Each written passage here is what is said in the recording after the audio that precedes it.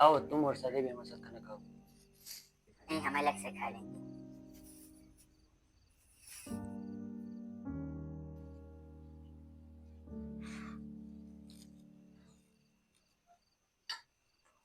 और तुम्हारा बेटा क्या कर रहा है?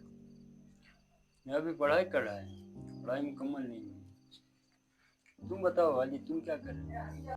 जी मैंने भी 4th ईयर तक पढ़ाई की है, लेकिन उसके बाद पैसों की थोड़ी कमी की वजह से मैंने पढ़ाई छोड़ दी। अब्बा खान के बारे में बताओ।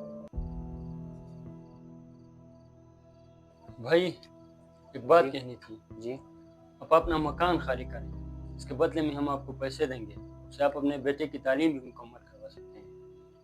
नहीं, मकान किसी भी सूरत खाली नहीं होगा। वो मेरे बाप की आखिरी निशानी है।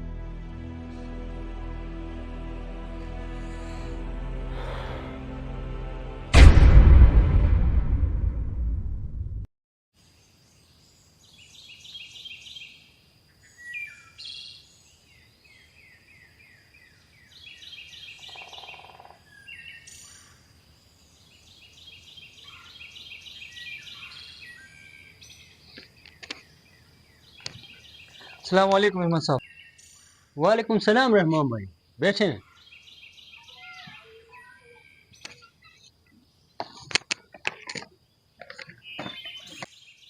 ये देखें, ये पैसेज मैंने इससे रखा है कि हर ब्लॉक का कवर लेन भी मुतासिर ना हो और हमें हर फ्लोर पर 100 गाड़ियों की पार्किंग भी मिल जाए। गुड। ये एंट्रेंस है, यहाँ से अंदर की तरफ 3 टर्न है और हर टर्न की तरफ पार्किंग है। इसी तरह 3 टर्न बाहर की एग्जिट के पैसेज में खुलती है। यूँ समझिए ये एक तरह वन वे ट्रैफिक सिस्टम बन जाएगा। गुड। ये कैफेटेरिया अब यहाँ आ गया है, ये बेहतर है। अब फासला हर तरह से कम हो गया है। ये सिनेमा के लिए जगह कुछ कम नहीं है। इसके लिए मैंने बहुत कोशिश की है अहमद साहब।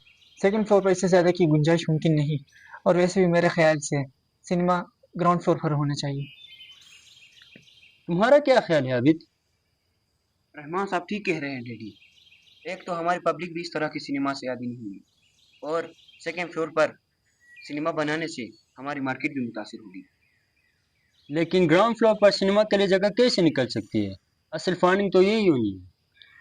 यहाँ अगर मुझे 500 की ज़मीन भी मिल जाए तो मैं आपको सिनेमा हॉल ग्राउंड फ्लोर पर बना के दे सकता हूँ, बगैर किसी चीज़ को डिस्टर्ब किए। कैसे? यहाँ हमने पार्किंग के लिए ब्लॉक छोड़ा है, इसके साथ ये टुकड़ा मिल जाए तो शायद काम बन जाएगा। ये गोदाम कह रहे हैं ना? जी। इसके साथ तो फकीर हुसैन का मकान है। तो क्या हुआ, उनसे खाली करा लेंगे। खाली? हाँ, मगर वो खुद दिमाग कस्म का आदमी है। खुद दिमाग को हैंडल करना मुझे आता है। आप उनसे बात करें, अगर वो आराम से मान जाए तो ठीक है, वरना मेरा मतलब है अगर वो अजीज रिश्तेदार होकर भी हमारा हक का लिहाज नहीं करते तो हमें भी हक है कि। देखिए जनाब, अगर आप लिटिगेशन के चक्कर में पड़ गए तो बात बहुत लंबी हो जाएगी। ये जिनका मकान है हमारे रिश्ते के चचा होते हैं। इंशाअल्लाह हम कोर्ट कचहरी के चक्कर में पड़े बगैर उनसे मामला सेटल कर लेंगे। क्यों डैड? वो तो ठीक है, लेकिन मैं फिर अर्ज करूँगा, कोर्ट कचहरी के चक्कर में ना पड़िएगा। ज़मीन से बेदखली के मुकदमात बरसों से चलते रहते हैं। जी हाँ, उसका अंदाज़ा है मुझे। अहमद साहब, मुझे इजाज़त दें। चलिए, मैं आपको दरवाजे तक छोड़ के आता हूँ।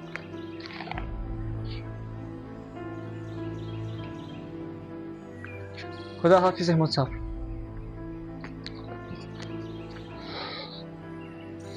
तुम्हें रहमान के सामने ये बात नहीं करनी चाहिए थी।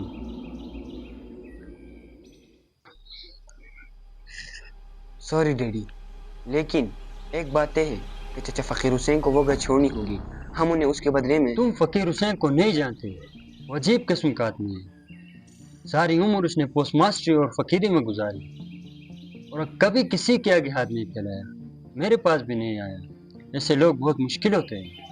आप उन्हें खामख्वाह इतना ओवर एस्टिमेट कर रहे हैं। तुम तो गोदाम की तरफ जाते रहते हो, कभी मिले हो उनसे? खालिद भाई अलबत्ता कभी कभी जाते हैं उनकी तरफ। अच्छा, तुम इस सिलसिले में कोई बात न करना।